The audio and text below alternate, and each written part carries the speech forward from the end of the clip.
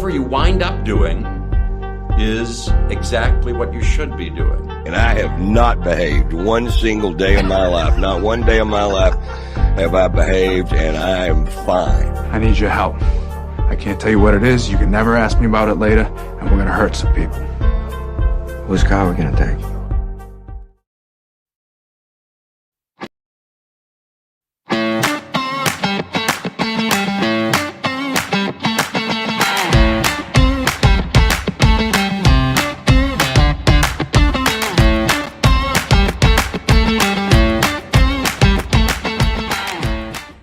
Hello. Thank you for joining us on the Nikki Medoro Show. It's a big day, not only in the Medoro, but the McAllister household, as we have both sent our daughters off to high school. So Kim and I were kind of commiserating before we started the show. But thank you to everyone for being here. Thank you to Kim and for everyone who joined the show the past couple of days while I was working up in San Francisco.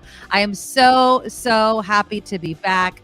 We are going to talk as I was previewing about all the stuff with Trump. There's a clip I got to show you.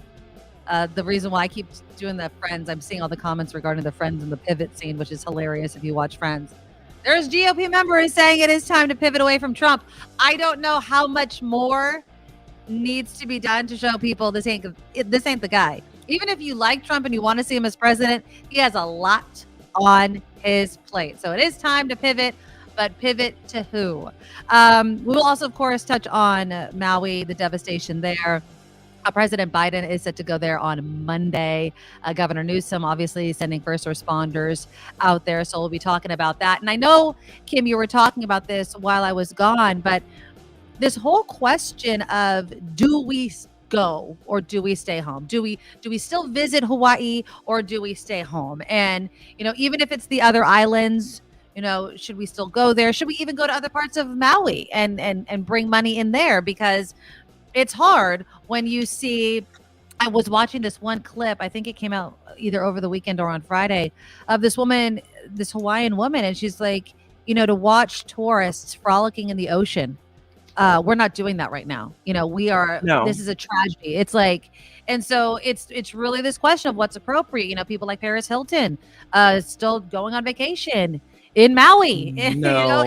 It's a little disgusting, but at the same time, I'm trying to put myself in the mindset of the restaurant owner in parts of Maui that were not touched by the fire.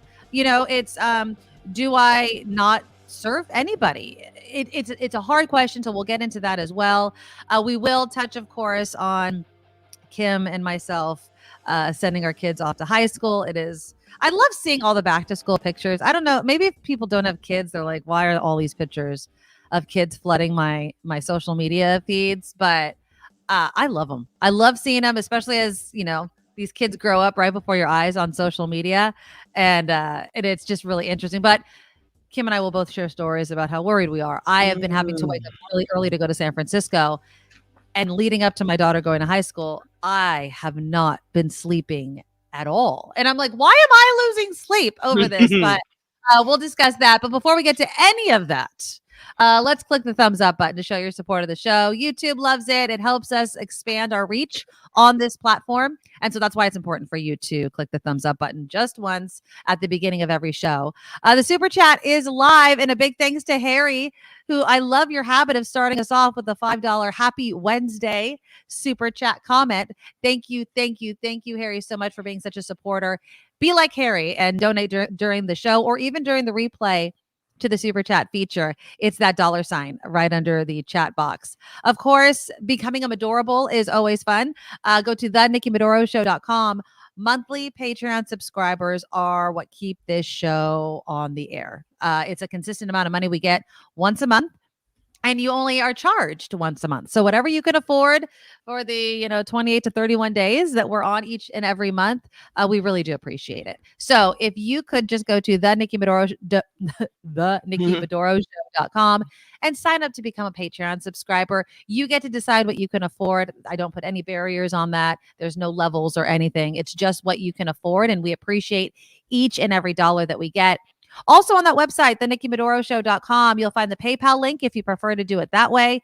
My email, the Nikki Medoro Show at gmail.com. And of course, links to our merchandise shop, the NikkiMedoroShop.com, and our podcast. We are in podcast form as well. Right after the show, it's turned into audio and you can take us in your ears. I mean, you can't do a podcast live, right? I don't think you can listen to it. You can download an app, I guess. But so if once the show is over, it's put into a podcast form. But we love all of you that come here every morning live, especially in our new hours. So Can all I right. just say I am so excited to have you back. You I mean- rock it though. I was listening and you are amazing. I mean, I had to listen to it on replay, of course, but I love what you do. You're doing excellent. And also she's doing excellent with John Daly on the After Party Live. You know, we had some really good conversations over the last 3 days while you were in San Francisco, but I miss you when you're not here and I miss your perspective. And I just wonder, before we launch into news, what your thoughts are on the whole Trump thing. Like, what were you know, I know you can't, when you're at the other job, you can't really give your opinion. Were you dying? Or what? I mean, how does that work? You know what? It's so funny that you asked me that. So I was working with Eric Thomas and, you know, all day yesterday, especially, we were doing live interviews with people giving analysis on the indictment and the fourth indictment and what to expect and why this one's different, because not only the RICO charges, but also the fact that it's a state charge, right? He can't be pardoned. And even if Georgia's governor wanted to pardon Trump, it's after like 5 years, all this sort of stuff. I know Mark Meadows is trying to get it to be federal charges, but I hope that doesn't happen. But it was funny because in between all the interviews and off air, and you know this, Kim, because we have so many conversations on radio while the mics are off, I just was going off. I just could not. And I kept venting to Eric and I kept saying, I don't understand why so many Republicans are standing by Trump when at the very least, the guy's a distraction from getting anything done. Like, he could sit there and say witch hunt. He could sit there and be like, you're impeding on my First Amendment right. That doesn't impact my life, right? You know, dealing with crime, dealing with the economy, figuring out healthcare. Even though we disagree with the Republican stance on it, conversations about actual issues that have nothing to do with Trump, that doesn't have to do with his personal life, whether or not he's going to prison. This country is not Trump land, right? His legal troubles are his legal troubles. And we as a country have our own issues. We need to figure out, you know, how to protect, as speaking as a liberal, of course, reproductive freedom, medical freedom. Yeah. We need to figure out what we're doing inside our schools. Those are the issues that we can't seem to have across the aisle because that side is so focused on protecting their almighty leader. And for what? He doesn't give two craps about anybody else but himself. Zero. He shows it all of the time. He would not be asking his supporters for any money, knowing if the economy is so freaking bad, Trump, why are you asking people to dig in their pockets, right? If everything's going to hell in a handbasket, why are you putting that on them? Why don't you do it yourself? Oh, so rich guy. It's a grift. It's so frustrating. I'm really, really excited. I'm so excited that he is facing these state charges. I'm so very excited that this is on top of this, on top of this. I really am interested during the first Republican debate, how it's going to go. If he's not there, I think every single GOP candidate can be like, if he can't even make it to this debate, he doesn't have time to run for president because he's going to be in court all the time. How's he going to be able to run this country? This Georgia case, they're expecting to take years. It took 8 months in one of their other Georgia cases even to get a jury that has nothing to do with Trump. This is going to be so drawn out. He should, if he cared about this country, if Trump truly cared about this country, he'd be like, you know what? I don't want to be a distraction. I need all of my attention to be focused, if I was going to be president, on the issues of this country. And unfortunately, he can call it a witch and all he wants. He's like, unfortunately, I am caught up in so many legal issues right now. I can't give my 100% to this country. And this country deserves better than that. And so because I don't have the biggest ego. This is not Trump speaking. This is this is what he should say. Yeah, this is what he should say. It's like, because I don't have such an ego, I'm going to work closely with the Republican Party to make sure that the issues that I stand for are carried out, right? I mean, he can't possibly think he's the only one. Well, he does, but he's not the only Republican in the world. And is that what the Republican Party is saying? It's either Trump or nobody. You don't have any other person that you can throw your support behind, but this asshat, like it boggles my mind. So I'm happy on one hand. On the other hand, I feel like there's just still so many people that just it's just Trump or nothing. And I don't get it. Why do I picture Eric Thomas sitting next to you in a studio going, wow. No, okay. he felt me like, he's like, but Eric Thomas is so funny because he's just like, Nikki, it's politics. It's always the placating of my, like, I know that it's politics. I know all of the answers to all these questions that I'm saying. Yeah. But it's still, I have to vent it. I just want to play you this quick clip since we're talking about Trump real quickly, and then we'll move on. We'll do Kim's news. But this is what I want to hear. This is what I want to hear from Republicans. This guy. Now, this gentleman's name is Jeff Duncan. He's a Georgia Republican. I want to hear more of this from the Republican Party. You said this was a pivot point for the country as you came out of the room. What do you hope your testimony accomplished? Well, I hope my testimony gets the facts, as they are, and helps to continue to paint a real and honest picture. But politically speaking, this is a pivot point for this country to do something more than just stew on the 2020 election cycle, right? We're either going to, as Republicans, take our medicine and realize the election wasn't rigged. Donald Trump was the worst candidate ever in the history of the party, even worse than Herschel Walker. And now we're going to have to pivot from there, right? We want to win an election in 2024. It's going to have to be somebody other than Donald Trump if we do it. So politically speaking, this is an important pivot point for our party, right? To go focus on the things that matter, to take this conversation to America, not to Twitter, not to 10-second sound bites, not to YouTube clips. This is taking this to the kitchen table. I think most Americans care about the economy. I think most Americans care about a porous border. I think most Americans care about national security and public safety. These are issues that we win as Republicans. As long as we make this about the three-ring circus called Donald Trump, we're going to lose every time. And you don't have to go any further than Georgia to see that play out. There you go. Now, Eric, I'm going to disagree with you here because I've thought the same thing. Like when I was venting in my mind constantly. Who was that guy? Just some random?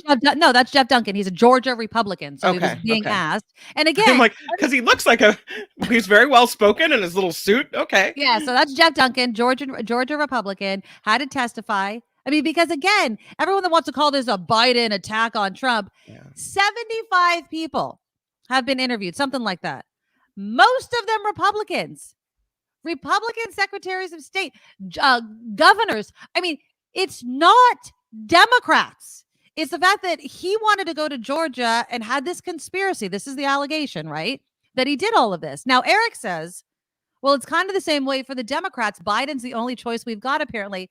He's the incumbent, Eric. You are asking or, saying that the Democrats should consider giving up the incumbent. We already have it, right? We already have the White House. You want to switch gears. Now, would I have hoped that, I don't know, Kamala Harris would have been way more popular? Perhaps.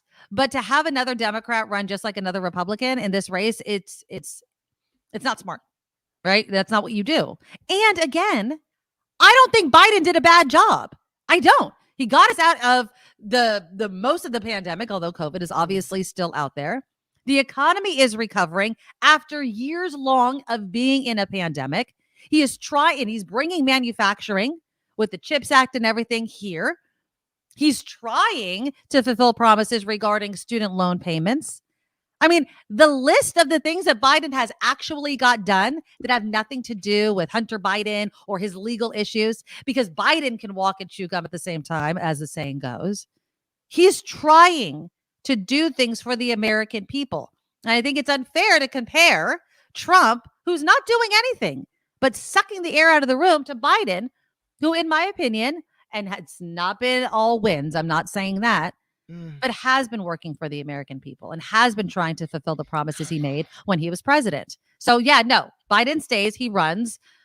I wish it wasn't the same, I didn't want Biden to be the initial candidate, but I think he's done a good job. You know where there's a glaring, I don't know, I don't want to say fail, but issue Mm, is the amount of money people are spending on normal everyday items. So right. you could say the question, right? Are you better off today than you were 4 years ago? And I think there's an argument to be made that when you go into the grocery store, Hmm. things cost more. And Right. they look at President Biden and they say, It's and his fault. that's your Our fault. fault. Right. Is it his fault? I don't know. I don't think so. I think the economy is really, it seems to me, has always been based on the decisions of the previous president and even the one before that, that kind of, landed us in the state we are now. I don't know if you can blame Biden for our current economic state, but I think everything else I'm very happy with. But I think a lot of people will point to the fact that they can't afford groceries and they can't afford gas and they can't Hmm. afford everyday things, and thinking somehow that if someone else was in office, prices would That go would down. change. Yeah, and Yeah. I think that, to say that Biden is in charge of, like Phineas is pointing out, the economy is not recovering. I mean, when I say the economy, I understand what you're talking about regarding, the staples, the goods, the groceries that you get in the Mhm. store. Let's just use the eggs. Remember, the eggs were just Mhm. Yeah. astronomical. We had Those an are egg obvious. issue. I just bought Yeah. eggs the other day. They were Yeah. back to normal prices, Yeah. depending obviously on what kind of eggs you're buying, but a couple bucks. I think it was like $3 that I spent on eggs. Now, I know it probably was cheaper a long time ago, but I'm just saying it's not $10 for a carton of eggs anymore. Gas is not up to Biden. Mhm. I don't know how many times I have to say that the Saudis and oil and OPEC and all those sorts of things also play a role. Refineries, right? Shutting down for service. Supply chain issues that, again, going back to the pandemic, we're still feeling the effects of. And I will also add this: greed of companies that are hiding behind supply chain issues and raising their prices even if they don't have to. If the economy is so bad, why are some companies making money hand over fist? Right? It's because of this capitalistic nature that our country has. So, no, I'm not going to lay it all at the feet of Biden. And I think that like Kim said, there are decisions that are made by past administrations, as they always have been. And I do think that the pandemic, if you're going to point the finger at anything, still is impacting our economy. I really do. I'm also going to take issue with SF Tesla. Biden's got his priorities. He's landing in Lake Tahoe, quote, then worrying about Maui. Biden called Mm-mm. a federal disaster within 6 hours of that wildfire. Do you know the logistics of bringing the president to a disaster area, the security and everything, all the resources that are there just because he's arriving? He asked the governor of Hawaii, when can I come? And the governor said, you know what? Next week will be best. That's what I a president does. I was reading what President Biden said, and I thought it was lovely when, because you see that, they do the photo ops at the disaster Mhm. sites, Yeah. politicians do. And in this instance, you have cadaver dogs and recovery efforts going on along Front Street in Lahaina. The Mhm. death toll today is at 106 people and climbing every moment. And President Biden said, I want to go when I'm not going to be in the way. Exactly. Exactly. I want to go when I'm not going to hurt the efforts, when I'm not going to cause a traffic jam, or I'm not going to be, I mean, how do you have a president walk down Front Street when they're still pulling people from the wreckage? Exactly. You don't do that. So you don't do that. I think it's incredibly classy of him to wait for a moment to have a pause. I heard more criticism of him too, Nikki. I read that he offered all the people of Hawaii affected by this horrible, catastrophic fire Mhm. $700 each in cash, like federal cash. That's in addition to whatever money comes from, that people get to rebuild their homes from Right. FEMA and everything else. Something I haven't really heard of people in disaster zones just getting a cash allotment up front before. And people were saying that's insulting, that it's not, that $700 is not enough. Well, wait a minute. Do you think that's all they're getting? Because no, no, Yeah. no. No, the FEMA steps in. There's other monies to be had. There's, the state gets money to help clean the place up. As you said, the disaster zone was, the emergency was declared, which means the federal monies come sooner. So I just thought, well, that's kind of turning your nose up at an extra. Why would people be upset by that? Yeah, well, it's, you can't satisfy everybody, and I think that when you're talking about something as devastating as what's going on in Maui, I mean, God, it was, and I hesitate to even say it, but it was just so, it kind of goes on what you were saying, Kim, about Biden arriving when they're still trying to recover bodies. And there was that quote yesterday, I think it was yesterday, where the guy's like, that ash on your clothes is not just ash, it's our loved ones. Like, it is awful. It makes me tear up. It's awful. And I would not, the focus still needs to be on finding these loved ones.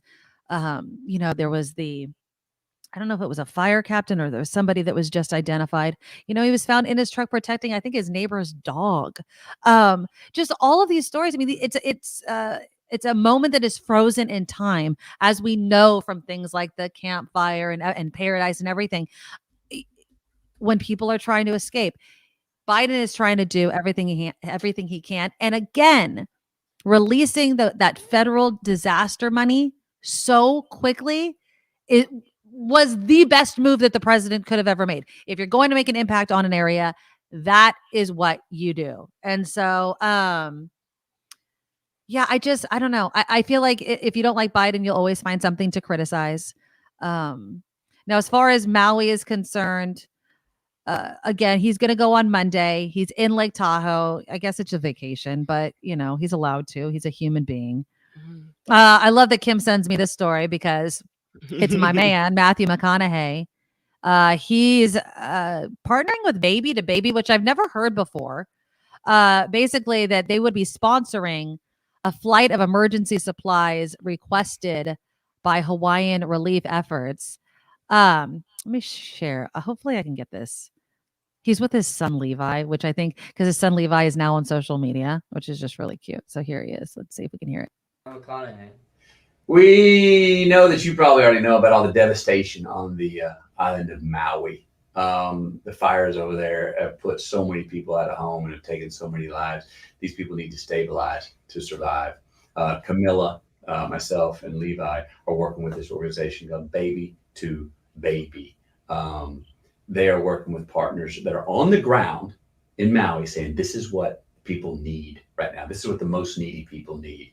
That's Aloha Diaper Bank, Hawaii Diaper Bank, Maui Food Bank, Pacific Birth Collective, and Maui Rapid Response. These are people and organizations on the ground in Maui saying, this is what is needed right now. So if you'd like to help, check out Baby to Baby, see the work they're doing, or any other way you can help. There's a lot of help that's needed. Yeah, they're going to need it for the long term. So any way you guys can help, it's appreciated. Yeah.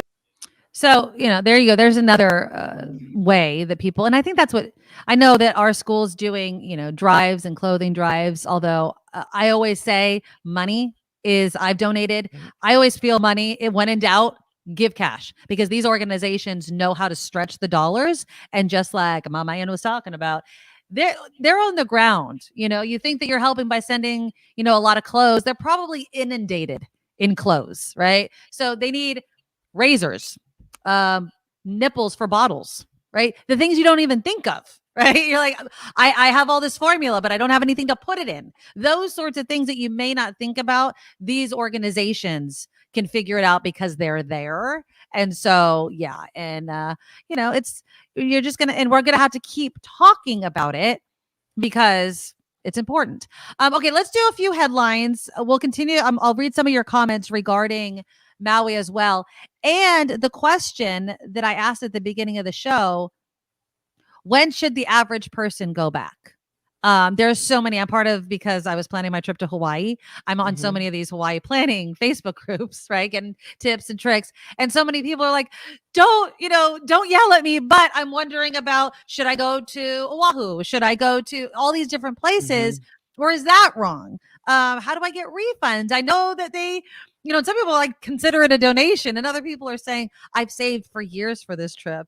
I'd like to, still go on it. How do you feel about that? And how do you feel about celebrities still going to other parts of Maui that were not touched by the fire. Although I would say all of Maui, all of Hawaii has been touched by the fire, even if it wasn't the actual flames. So we'll talk about that. Again, click that thumbs up button. Our super chat feature is also live if you want to donate to the show. Here's Kim with some headlines. Now, from around the world to up your street, the Nikki Medoro Show presents News Czar Kim McAllister. Well, he was just mentioning at least 106 people are confirmed dead in what has become now the deadliest wildfire in modern U.S. history. This devastating wind-driven fire tore through the town of Lahaina on the island of Maui, and officials do expect the death toll to continue to rise here. Estimates are that the economic cost to Maui could approach $7 billion. President Biden and First Lady Jill Biden will visit the wildfire area on Monday. Former President Trump says he plans to release a report that will exonerate him from his recent indictment in Georgia. Why'd you wait so long? And why are you not doing it in court? That's my question. I'm like, if you really had evidence, wouldn't you do it in a place where it matters? Wouldn't you have released it a couple years ago if there was exonerating evidence? Could have avoided all of this. The report allegedly shows fraud occurred during the 2020 election. He will release this document during a reality TV show. Fraud or no fraud. He'll release it during a news conference next week in New Jersey. Trump, of course, charged with felony racketeering, numerous conspiracy charges Monday. He's facing charges that mobsters face, Nikki. Yeah, RICO charges, racketeering, conspiracy. And I was seeing this one thing online. It kind of pissed me off. This guy's like, it was an opinion piece in the Washington Post, basically saying something of the sort of like, no one's going to change their mind if they're a Trump supporter. So, why are we going through all of this? And I immediately flashed to the debates that we have about, letting some crimes go, right? Isn't that what they say about San Francisco and all these liberal states? You guys are too lax on crime, and when you are, the criminals just take over. Well, now take that to the political level. If you let politicians like a president get away with what is alleged against former President Trump, what is going to stop any of them? We have to hold him accountable if proven in a court of law, and everybody should support that. If you do the crime, you should do the time, and I would love to see his ass behind bars. The key sentence in this story is the last one. Despite his claims that the election was rigged, there has been no evidence of widespread election fraud. Of course. So what's this document, this exonerating document going to show? Bro, it's like that map. Remember that he took the Sharpie? Remember? He with the hurricane thing, remember? And he was and he's circling another area. I'm like, you can't just again, Kim, we're talking about somebody that, in my opinion, is just there's a little bit of a mental illness or a delusion that's going on there. Well, remember all the times he said, I have big news. There's something big. There's groundbreaking, earth-shattering news. I have it, and I'll bring it to you on Monday. That's a tease. 3 days time. And then Monday comes, and it's like, wah, wah, wah, wah. Well, you remember when he was running for president originally, and he was going to make an announcement, and all he does is like, oh yeah, I don't believe that President Obama wasn't an American anymore. Remember? Because he was a total birther. He believed it. He was spreading that freaking conspiracy that President Obama wasn't an American citizen, wasn't all this kind of crap. And then he just comes out in like a 2 seconds. He's like, oh yeah, that's not true. I don't believe in that. That's it. I feel like if you're waiting for this exonerating document, don't hold your breath. Exactly. I don't think we really have anything big coming. So there you go. A record of July's Federal Reserve policy meeting is due out today. It is expected to show that officials are divided over the need for more tightening in U.S. economic policy. Analysts think it'll show only a minority of officials favored holding interest rates steady for the rest of the year, and that a majority likely maintained cautious optimism that the economy is heading for a soft landing. So even the economists are like, we don't know. That's comforting, right? Okay. United Auto Workers President Shawn Fain is urging union members next week to authorize a key strike as they are 30 days away from their contracts with the Detroit automakers expiring. Fain held a Facebook Live event last night with more than 400,000 UAW active members. He says they're being worked to death as many are on the job 90 days straight, no days off, 12-hour shifts. Union wants a 46% pay hike over 4 years. That's a big pay hike. While General Motors and Stellantis are saying, yeah, that's too much. We're not doing that. I mean, on one hand, I understand the idea of, wanting a pay raise. I don't know about 46%. That does seem a bit much. That is definitely, when we talk about wages, you give all your employees a 46% wage increase, you are paying that for the product. Hands down. That's never going to happen. That's never going to happen.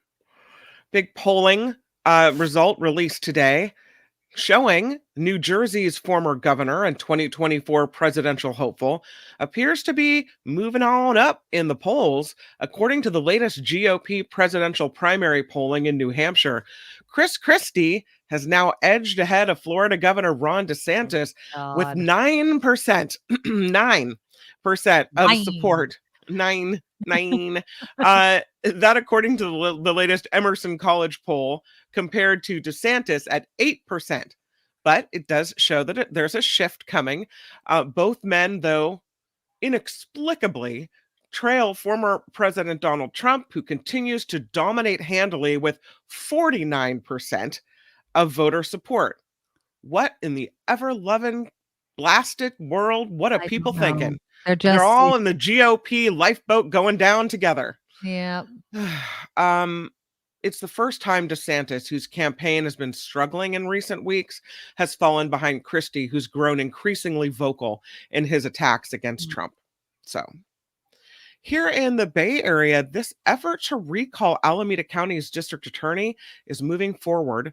The group Save Alameda for Everyone officially filed a notice of intent to recall with the Alameda County Registrar of Voters yesterday. The group says DA Pamela Price has not been tough on crime, and more violent attacks are happening around the county. Price now has up to 2 weeks to respond to this filing. If and when she does, the group will have a little over 5 months to gather more than 90,000 signatures for the recall to appear on the ballot. And I don't think they're going to have a problem with that. No. And the problem also with Pamela Price is she doesn't help herself. Like hiring your boyfriend. What?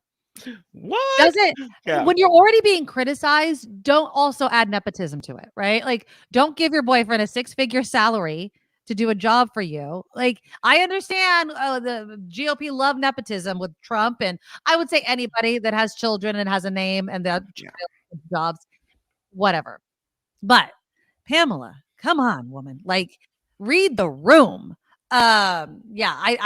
She'll totally get recalled if everything that's happening now stands, because people are fed up. Again, the pendulum is a swinging, people. And while I do believe that reform needs to happen within criminal justice, hands down, I mean, again, just look at the racist text messages and with the police department there in Antioch, there are huge problems. If you're the DA, you need to be tough on crime, right? You just do. You need to prosecute. You need to do all of those things, or people are going to be like, what the hell? Why are you in this position? You just have to.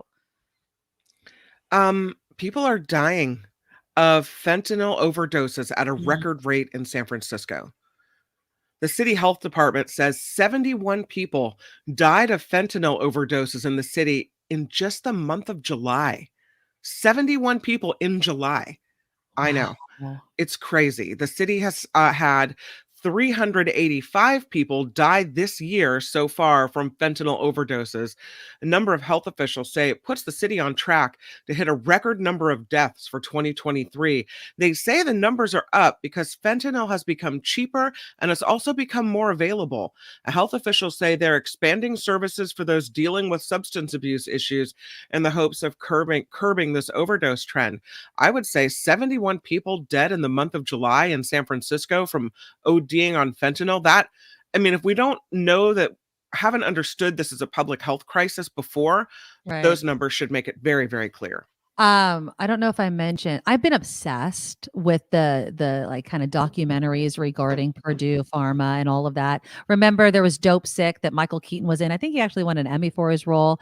There's a new one called, I literally just had it in my hand or in my head. It's on Netflix. Painkiller. It's called Painkiller. And it's the Okay. same story. Matthew Broderick is the head of pharma, I haven't seen it. Oh, it's really, really good. The Sackler Okay. family. So he's Richard Sackler, who's the devil incarnate. Anyways, there was a part in this series. I just finished it, and even though I know the whole story, it's still fascinating. They had this point where they say, you know what kills a lot of people on fentanyl? That the drug creates such a euphoria that your body fails to regulate itself enough that it forgets to breathe. It forgets how to breathe. You're just totally out there, high as a kite, and your body just stops. And so all these things that come naturally to us, like, normal bodily functions, Yeah. you just zapped away the possibility of, I don't know, taking a breath. And it's so sad. And the Sackler family, and I know the news broke last week that the court was going to relook at that deal that kind of let them do what some companies, Cumulus, have done, where they take all of their debt and they put it in a shell company. And then that shell company is what goes bankrupt. And they're able to keep all the other money and all the other kind of How is that business. allowed? Exactly. And so the court's like, no. So Yeah. they're relooking at that. And I hope that they stick it to the Sacklers. But Painkiller, it's great because it also does the psychology of legacy and how, the original Sackler, the one that started it all and went into kind of pharmaceuticals and all that sort of thing. It was in Matthew Broderick's head, like, you're ruining our name and our legacy. It's going to be attached to this, and it should be. They killed and are killing so many people. And fentanyl is in so many things. Not that I'm part of this world, but I was listening to another podcast about it that was asking the question of why do drug dealers want to kill their customers? Like, why would you want to give Seems people like a bad fentanyl? business decision. Exactly. And Yeah. the problem is that fentanyl, like you were mentioning, is so easy to Mhm. make because it's not like opium or other opiates, right? You have to have the poppy. You make it synthetically in China and then it's manufactured in Mexico. That it's in everything. And so there was this line of the podcast. They're like, if you think that you've gotten, for instance, real cocaine, like not pure, but like the cocaine of, I don't know, the 70s or whatever. No. It has so much fentanyl in it. This podcaster is on a Reddit board. Not that I care, but like, not that I'm going to, I'm a consumer, but all of it, all the cocaine No. has it? So it's cut with it. So so you get cocaine in its pure form and you adulterate it, right? That's what's always happened. You're not going to give people pure cocaine. You're going to cut it with, let's say, I don't know if it's baby powder or something that's also white, Oh, right? That okay. people can ingest and it won't kill them. Well, because fentanyl is so, and not only cocaine, heroin, all sorts of things, they cut it so you can make more of it. And because fentanyl is so potent that even if somebody dies in this world, this drug world, that makes people want it. They're like, oh, that means it's good, the good stuff. Yeah. It's so freaking sad, man. It is so sad. I go down the rabbit hole of this. I am fascinated with the whole Purdue Sackler opioid epidemic. I've watched so many documentaries on it, and every single time I'm like, stay the hell away. We'll talk about our kids going to high school and everything, and I just keep telling my kids, I don't give a crap what somebody hands you. Do not ingest it. Like, it is so freaking scary. How Ricky's like baby laxative, I think they used to cut it with. I don't know. I'm not a drug dealer, so I don't know. But they used to put stuff like that in. Now they're putting fentanyl in it. So Fentanyl is what Michael Jackson died of overdosing Was from, it? right? I think Was it was it? fentanyl. I don't Yeah. know. I know it was some sort of painkiller drug. A troublesome bear. You remember this bear? You know him. Troublesome I? truck. Troublesome bear, Is it known Yogi? for breaking into not Yogi Bear. He was known for breaking into homes in South Lake Tahoe. Oh yeah. He's now been shipped out of state. Do you remember the 500-pound female black bear who was named Hank the Tank. Yes, Hank the Tank. Yes. Hank the Tank, responsible for at least 21 break-ins, a lot of property damage. Well, instead of euthanasia, putting Hank the Tank down, wildlife officials have chosen to relocate Hank to the Wild Animal Refuge near Springfield, Colorado. So Hank the Tank's accomplices, her 3 young cubs, very well might also have to be relocated. But their destination would likely be a wildlife rehab facility here in Northern California where they can learn not to follow in their mother's footsteps and eventually be returned to the wild. So Hank the Tank has seen her last days in Tahoe. I love it. Like it's a she, Hank the Tank. Hank the And, Tank. yeah, like Hank the Tank was a biggin. Yeah. That doesn't necessarily mean it was a dude, right? Yeah. Oh, and by the way, we have the Michael Jackson was propofol. Propofol. Okay. Thank you, Heather. Thank you. Barbie, lastly, will be available to stream digitally in just a few weeks. This surprises me. Really? I would think they would want to, juice all the money they could out of the theater before they bring it to video or streaming. But for about $20, you'll be able to pre-order the movie on Amazon, which is set to arrive September 5th. Of course, Greta Gerwig's star-studded movie surged past expectations with a $155 million US debut in July, which is the biggest opening weekend of 2023 and the biggest kickoff for a movie directed by a woman. Nice. It has now crossed more than $1 billion at the worldwide box office. So pretty soon you could be sitting on your couch Barbieing it out. There you go. I feel like they made so much money. They just want to reach all the people that maybe, couldn't go into the movie theater or want to own the movie or whatever. The movie hasn't dropped from the #1 spot. So you would think that as long as it's #1, 2, or 3, they would keep it in theaters and not stream it. But maybe. I don't know. This show is crowdfunded, which means we rely on you. You find us at thenikkimedoroshow.com, thenikkimedoroshow.com. That's where the Patreon link is and the PayPal link is. That's where the podcast information is. Yeah. You can even find the Nikki Medoro merchandise website there as well. All the thank you, Vanna.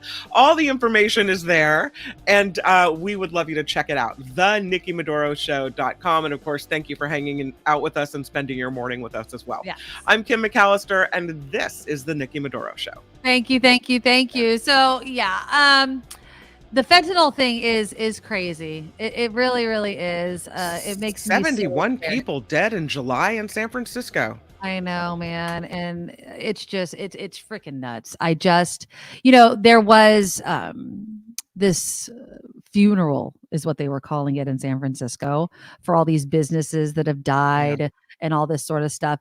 I don't feel like that narrative helps. Like if you want to bring businesses back, we should probably stop leading with doom loop stories and all that sort of thing. Not saying it's not happening. I'm not saying deny what's going on out there, but if I'm a business owner or an entrepreneur and I'm thinking about opening up a business in the Bay Area or in San Francisco, these headlines aren't making me think that people want to go to San Francisco. But at the same time, got to get it together. I mean, we really need to figure out what we're going to do with all of the empty storefronts and things like that. So I'm sure that headline about fentanyl is not helping at all either. What did I want to talk about? Oh, I was reading some comments about what you're doing in regards to visiting Hawaii. People are pissed off about these photos, Kim. That's Paris Hilton on the left with her kid and her husband. Carrying a rubber duck. Where is she? So apparently she was in Wailea, okay. Which is southwest Maui. Mm-hmm. It's basically, this is the thing. It's where people escaped to, right? So, the Lahaina and up near Kaanapali, like right below Kaanapali, Lahaina's burning. So they went south on the west side of the island to Wailea. Here's my issue of why I don't think people should go to Wailea or other parts of Maui. Thousands of people need these hotel rooms. Yep. Thousands of people need the food that these tourists are going to eat. Thousands of people need the water and the electricity. Like where she's staying could be used for people who have nothing anymore. Nothing anymore. Granted, the likely, gazillion-dollar hotel room a night that she's staying in Right. wouldn't be Are you used from a Hilton hotel? Is there one for the downstairs? rest of us in the world that need help. Right. However, I think it's in poor taste, but I Yes. have a different perspective as well. Okay. And I'll tell you what Hawaii is saying, what I read last night. And by the way, this is my charity of choice. If you are looking for a place to donate, I know the Maui Yeah. Humane Society is another good option, but this is the one that caught my attention when former President Barack Obama mentioned it. Right. It is the Hawaii Community Foundation.org. They have provided resources for disaster response and recovery. I think they're getting the money where it needs to be quickly and right now. Yeah. There's a Maui Strong. Oh, look at that. A Maui Strong button. You just go to this website. You can click donate now. They have a Maui Strong Fund main page. And I think it's a good option. Yeah. But here's what we have an amazing listener. I'm just going to leave that up there in case you want to write it down. Yeah. We have an amazing listener who was stuck in Maui, in Ka'anapali, and I read the letter when you were off. But she details that her kind of escape, her evacuation from Ka'anapali through Lahaina and over to Paia. And while in Paia, she talks about the business owners there and how they mentioned their fear, right? These are people who have just come off of struggling to keep their businesses open with COVID, right? Times have been tough. They might have had to close. A lot of people didn't make it. And now they're like, okay, things are coming back. And now they want everyone to leave the island. And the business owner told our amazing viewer, I'm scared. She said, I'm scared of what's going to happen. That doesn't mean that everyone should flock to Maui and, spend money right away. But I think it's worth noting that there are business owners on Maui who are looking around at what's happening and thinking, yes, this is a horrible tragedy. Yes, loss of life. People died. Animals died. The town of Lahaina's, in ruins, in shambles. But also, it can be true that I need these tourism dollars, and that in order for me as a business owner in Hawaii to donate and support people and give food to the food banks or offer free food to people who come in and need it, whatever, I'm going to need that money that I make from tourists. So, I mean, it's just this whole circle of how this is going to affect people all over the island with a lack of tourism dollars. Having said that, this is what I understand. I saw a notice put out last night, and here's the recommendation. If you are scheduled to travel to Maui, anywhere on the island within the next month, cancel it. Don't come. Don't do it. Okay. They need the Airbnbs. They need the hotel rooms. As you just mentioned, they need all their resources for the people that need help. Yeah. Not to mention, just on a moral level, how can you as Paris Hilton, let's go to the beach, when 2 miles down the road, they're still pulling bodies out of the rubble. Exactly. It's just an incredibly poor taste. It shows that you're more concerned about yourself than you are about what's happening there. And that I can't stomach it. Okay, so if you are supposed to travel within the next month, nope. If you're supposed to travel within the next 2 months, wait and see.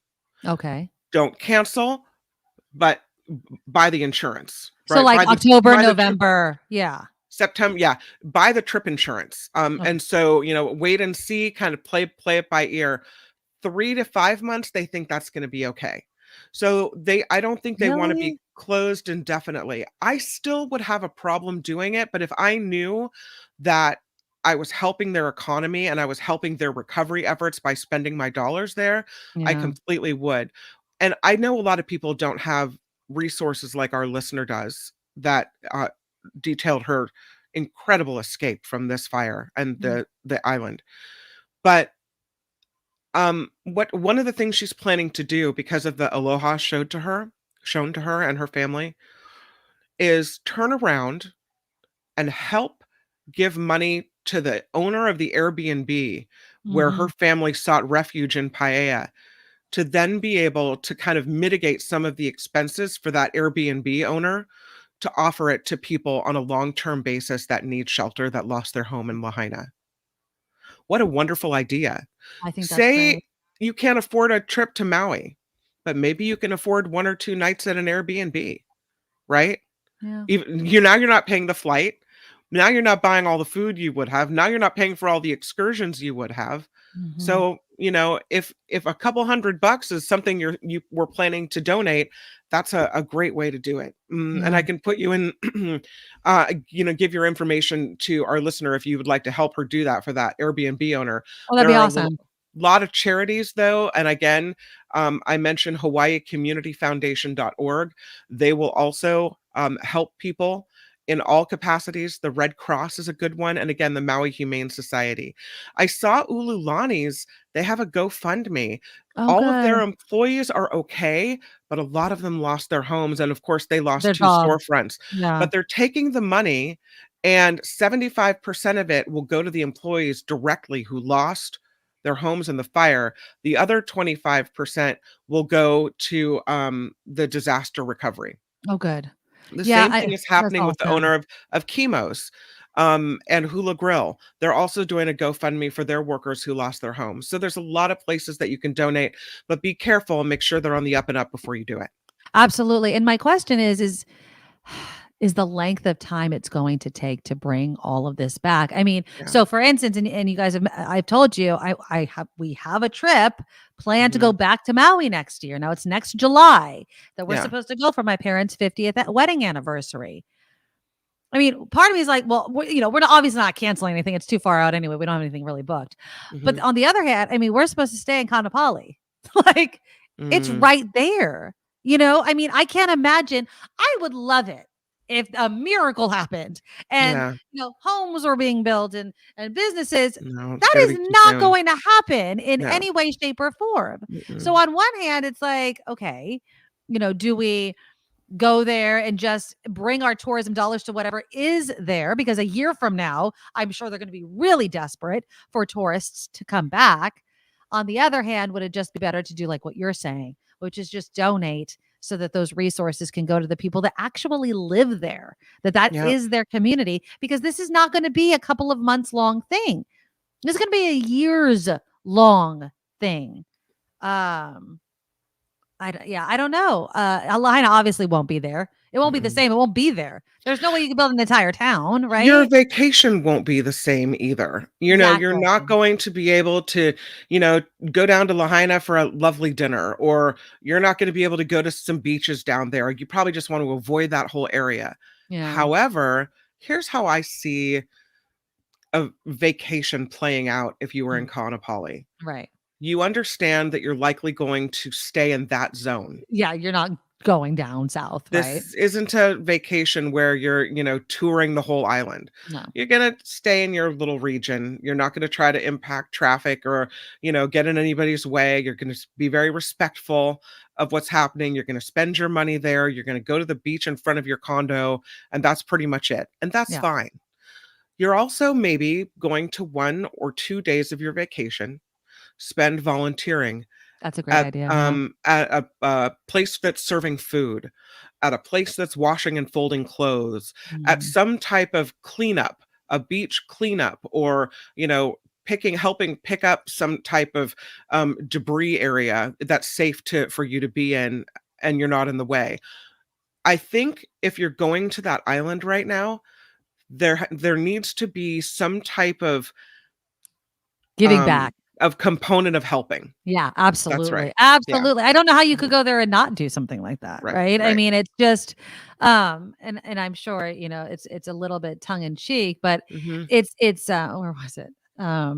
Somebody was saying, "Yeah, I'm helping bring me a mimosa," right? It's just the fact of Yeah, you want to give them what they need, and I know how much they depend on tourism. So it's yeah. kind of this push and pull of what is best. And I would love it if I could snap my fingers and it never happened. I keep remembering I honestly keep remembering telling you about it and how sad I was, and then telling you and how sad you were, and just all Well, the I couldn't stories that believe have come you. out. I'm like, Yeah. what? What do you mean the whole town?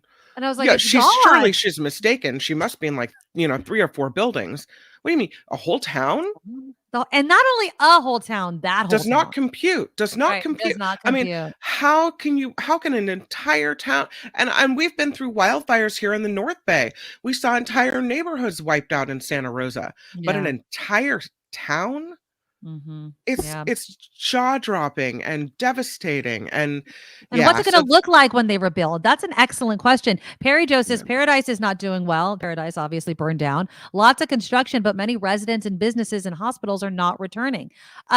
What is going to be Lahaina? I What got is it going to be?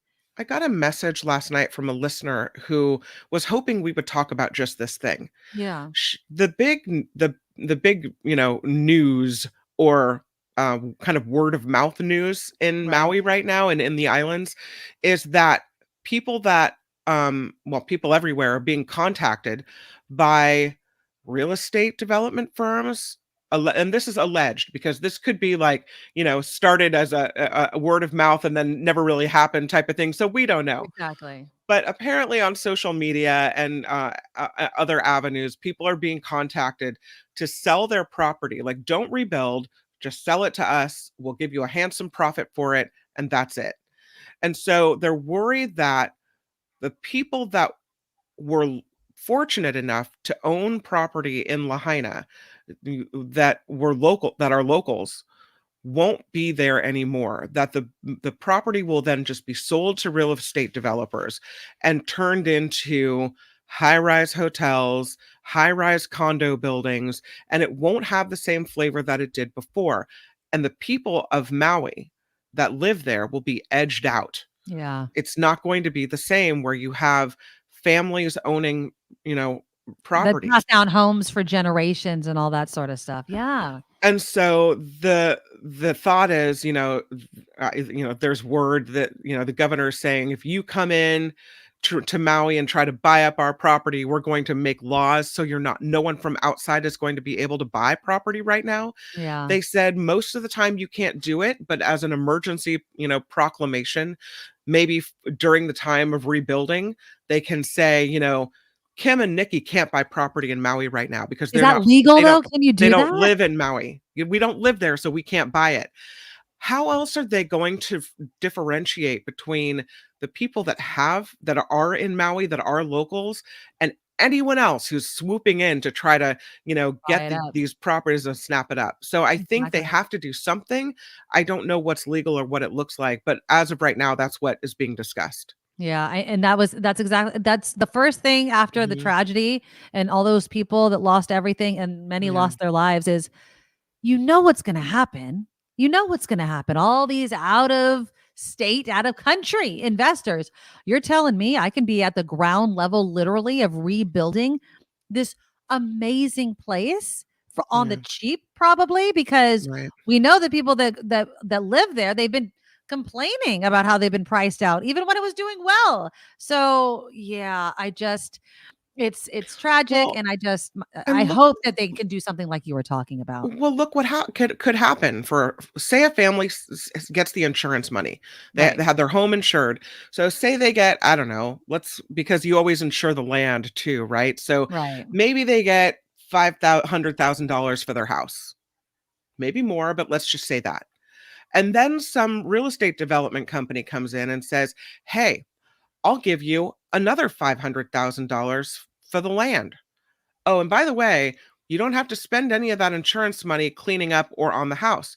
So then people will walk away with $1 million. And how But do you turn that away? none of the land that they want in the place they want to live will be available because it will all be scooped up by, the same company who's moving in then to build these massive developments. Yeah. I mean, we'll see. I mean, we'll definitely see. I question the legality of it, right?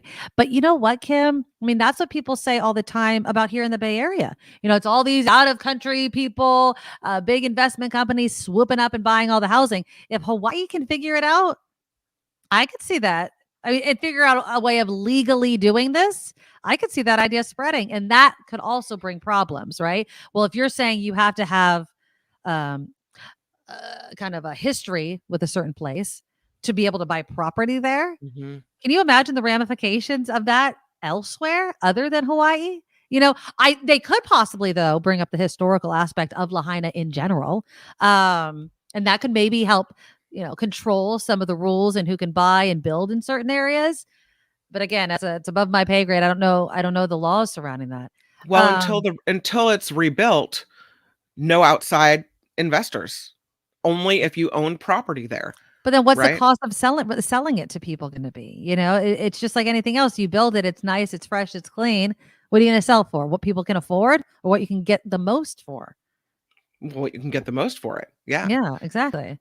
Beth writes, a friend who lives on the Big Island they're having the same problem they're Well, talking about there as well. Yeah. I mean, it's natural. It's naturally where your mind goes. Yeah. LAX, capitalism is always going to capitalize on the despair of others. That's, I don't know if it was Warren Buffett or one of those big rich guys said something like, when the economy is down during a recession, that is where a lot of them make their money. Yeah. They buy low. They buy when times are bad. They buy when things are cheap. You want to know when things are cheap? When it's a disaster zone. That's when it's cheap. Perry Joe Jim Bob writes, maybe more Democrat Hawaiians will move to swing states, just thinking positively. I like that you're thinking positively, but I think like Native Americans, there's a tie to the land. Mm-hmm. And there's a sacred aspect to Hawaiian land. Hawaiians don't want to leave Hawaii. Right. And so I don't think we're going to see Democrat Hawaiians, moving anywhere on the mainland if they can help it. Exactly. All right. Let's switch gears just a bit. So I guess I want to kind of transition a little bit to what today is for us, Kim. And that, of course, was a big morning in both the McAllister household and the Medoro household. Our daughters have started high school. Today is the first day of high school. Yeah. Were you excited when you started high school, Kim? Do you remember? I think I was nervous. But I don't remember being, I don't know. It seems like my daughter she acts kind of cool. But at one point a couple of days ago, she was stressed out and she had a bit of an attitude. And I said, Hey, what's up? Don't talk to me that way. I don't appreciate you being disrespectful. I understand that you don't want to, me to do this thing, whatever it was at the time. Breathing. You were breathing, I'm sure. Yeah, I was existing in life. Yeah. But I don't want you to speak with me that way. That's not how we treat each other. And she started to cry. Oh, no. And it was like this release. And she said, I'm so scared about high school. I'm so scared I don't have any friends. I'm so scared that, it's not going to go well. And she like this laundry list of all these things that she'd been kind of holding in that just came tumbling out. And I hadn't realized that she was holding all this stress in her body over. And so I don't remember having that much stress over it, but maybe I did. I can remember feeling really nervous. Yeah. Because you're always nervous when you start a new thing, right? Absolutely. Yeah.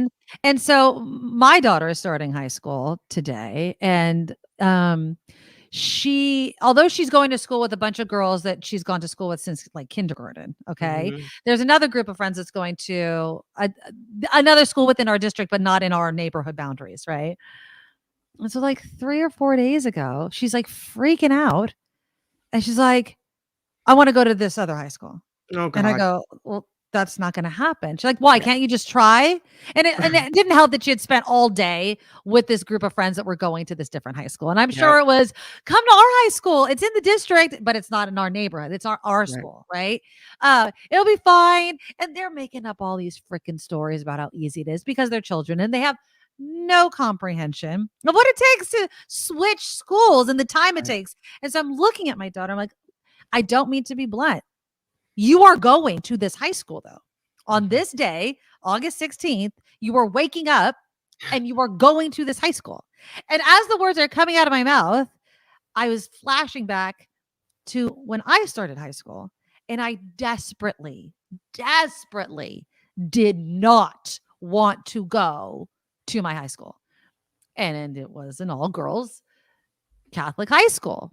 Mm-hmm. And I did not want to go. None of my friends were going there. Now I don't even know. Well, I would probably know. I know what high school. I'd be going to my daughter's high school because I live in the same neighborhood. I'd be going to my daughter's high school right now, which is a good high school. I mean, I'm one for, I don't really look at test scores of the entire school, but if you do look at it, it's at the top, 10s on great school. It is a good public school. Okay.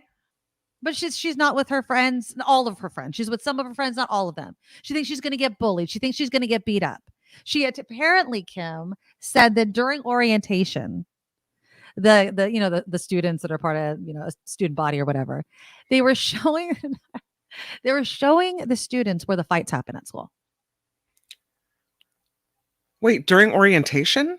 Thank you. I'm like, what? Now I can imagine somebody maybe going like, yeah, there was a fight there the other day or whatever. Like, because these are kids walking kids around, right? It wasn't teachers. And I'm like, here's where the fights happen. Yeah. So avoid that. Here's area. where people smoke. Behind those bushes, you can vape and no one will see you. I'm like, yeah. So my mind is just like, wait, what? So again, I think she's just nervous and she doesn't want to go. But I look at her and I'm like, change your face, change your attitude. Like if you go in thinking you're going to have a crappy day, guess what you're going to have? A crappy day. So go into it. I told her, I'm like, you have to join 2 extracurricular activities. I don't care what it is. It could be during school, after school, a club, a sport, something you need to join. You're not just coming home and fiddling around on your phone all day or watching TV. It ain't going to happen. And it'll help you be part of your school. And that's when I started liking my high school, is when I joined theater and I joined, kind of the pep squad, which if you knew me in high school in my freshman year, never in a million years would you have thought that I was going to do that. But that's when I started really making friends. And that's what I was trying to instill in my daughter. But it's so hard. I've literally not slept for the past 3 days. Because I'll wake up in the middle of them. I'm so freaking. I'm like, why do I have to go through high school again? It kind of pisses me off a little bit. I'm like, I know I'm a mom and you love your children. I don't want to go through the emotional turmoil of high school again. And I know because I'm a very we're going emotional through it. Person. Like we just started today. Let it go. I don't know how I'm going to survive. I really just don't. I don't know how I'm going to survive. The other thing that happened at my house was my son started his first day of school today, 4th grade. And he kind of wears his emotions on his sleeve. He looked at me, and again, a kid who, I thought we were doing okay. We went to the Meet the Teacher event yesterday. It went fine. Turns out we know the teacher. I didn't know that we did, but she had been a long-term substitute in 1st grade over Zoom for distance learning. So teachers were sharing duties. So each kid would, for a different subject, go to a different teacher. So we knew her. She wasn't his teacher, but he had experience with her. She's really nice. This is great. Good news, because we didn't know who was teaching 4th grade this year. But he looks at me this morning and he goes, I just don't want to be bullied again. Oh, baby. Oh, baby. And I thought to myself, I don't want you to be bullied either. But if you're going to school and that's the way you think about school, that's your attitude about school, is it's a place that you're going to be bullied, then you kind of make that come into fruition. Like if you're going there with the thought that you're going to be bullied, self-fulfilling prophecy type. That's right. That's exactly right. And I'm thinking, oh no. So I'm just full of, I guess, hope and excitement that it goes really well for them today and that it's better than either of them think. That's all I want my. So when I took her and I picked up some of her friends from orientation last week. Was it whatever last Thursday or something, and it seemed like it went well. And then she spent the weekend one day this past weekend with the other group of friends, and she just didn't want to go. And you don't want to take your kid to something, but at the same time, it's like, suck it up, buttercup. Like you're going to be put in situations all of the time where you're not entirely comfortable or you're not with anybody that you know. And so this morning I made it like, she looked at me yesterday and she's like, well, because she's really done with me, because I have a group of moms, the moms of all the girls that she's been friends with forever. And so we've had this text thread and she's like, so are you going to text the moms about, meeting up before school so we could walk in to school together? I'm like, oh, you want me to do these things? And she's like, well, on the first day, and then obviously they can figure it out on their own, because the high school that my daughter goes at, their parking lot is a nightmare. So what most people do is there's a shopping center across the street, huge, huge. And so you just go there, drop your kid off, and you just walk, they just walk across the street to school. So I was like, and it's perfect for me, because then when I leave, it's a right, no traffic, it's easy to get home, and I'm stoked because I'm driving again to school. I like being like walking distance. And so, we all made sure that, at least some of our friends met up, and I got a picture. So I'm texting like, hey, you want to hopefully try to get a picture? And all the moms were like, oh, good. My daughter was worrying about that. So on the first day, yay. It is the 31st day that I'm worried about, when the novelty wears off, or people make different friends, and who are you eating with, and what are you doing at lunch, and are you walking around campus by yourself, and all of these things just keep, and not to be like this, but don't mess with any of these senior boys. You're still way too young, in my opinion. You know what we don't, 18-year-old, we don't have control over? Any of that. I know. We have control over none of it. We just have to hope it's okay. I know. I hear you. We walked into the high school the other day, and there's kids there that look like full-grown adults. So they are. Like, there's 18. My daughter literally said, she's like, you're sending me to school with adults. I'm just letting you know. And I'm just like, yes, I know. You're in the big house now, ladies. Eric writes, it's my son's first day of high school as well, and I just spotted him logged on to Discord. What's going on, he's on Eric? his phone, maybe. Yeah. They could use their phones. They could wear whatever they want to school. There's literally no dress code. The only thing you cannot wear to school, like, you can't have your undergarments showing. You can't have anything that has like alcohol or cuss words on it. No gangs, stuff like that. But I'm looking. I mean, I understand, again, as someone who wore a uniform my entire life in school, I know what you're until say. college. I saw it this morning too. I'm like, okay, I guess that's okay. I saw some outfits this morning on the all the pictures coming from people posting. Some of the outfits are like, is that even a shirt? Yeah. Your boobs are out one end and your belly's out the other end. It's like a little strip of fabric covering the boobs, and that's it. Yep. I'm thinking maybe that's not the image you want to put, Sally forth I'm on the pretty first sure day that's of school. exactly the image that they want to put out. And I'm not, again, you guys know how I feel about clothes. You wear the clothes, and the reaction you get is the reaction you get. That's it. Like, you can't control what other people think of you, so you dictate. And some of it'll be good, and some of it'll be bad, but you made a choice. Murphy says my young daughter started junior year today. And so, Murphy, I know where your daughter goes to school. That's the high school that my daughter wanted to go to. Because me and Murphy, we live close to each other. And so, but it's just a no. I can't. And I also, and I know this might sound harsh, I am not here to create a comfortable world for my children, because the world is not comfortable. I am creating a world of realistic perceptions, right? Like, you can create the world with positive thinking, preparation, all sorts of things, but you can't control everything else. So you can go to high school, you can have a crap attitude, and you get a crap attitude back, right? You can go to high school and you can put yourself out there and introduce yourself to people, and some of them will be nice and some of them won't. But I'm not here to take away all of those obstacles so that your life is just comfortable, because life is not comfortable. And high schools, they're going to grow so much. And so I really hope that my daughter grows. I just hope that it's not a lot of tears, because I feel things so deeply in my soul, like, that I don't know if I'll ever sleep again. I don't know. So you're not here to make it comfortable, but you're stressed out for it. And I hear what you're saying. There's no way I can make it comfortable. There's no way I can make it comfortable. I think this, though, that possibly you say something like, we already signed up for the particular high school to which you will attend. Right. And after the first semester, if you come to me and say, I am miserable at this school, it's been 6 months and I have no friends, I'm not enjoying the classes, the atmosphere is one I don't feel safe in, it's more than just that one place where kids are fighting, whatever it is, then you can reassess, maybe after the first year or maybe after the first semester. I don't think it's wrong to say, listen, if you hate this high school for legitimate reasons, then maybe for your sophomore year, we can consider going to a different school. Right. I mean, there's nothing wrong with changing.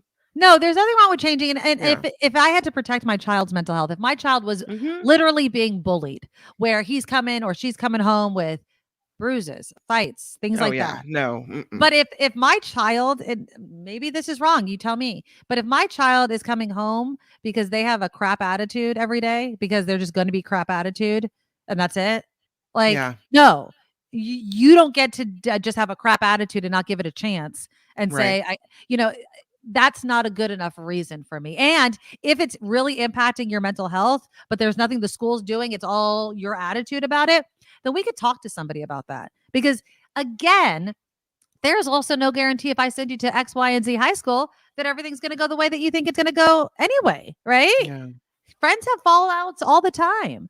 Cheryl says, I went to a school that went from 7th to 12th. And so I was so excited and feeling a bit like a big shot. I knew everyone. Oh, yeah. I went to a K through 8 and I felt like a big shot in 8th grade, right?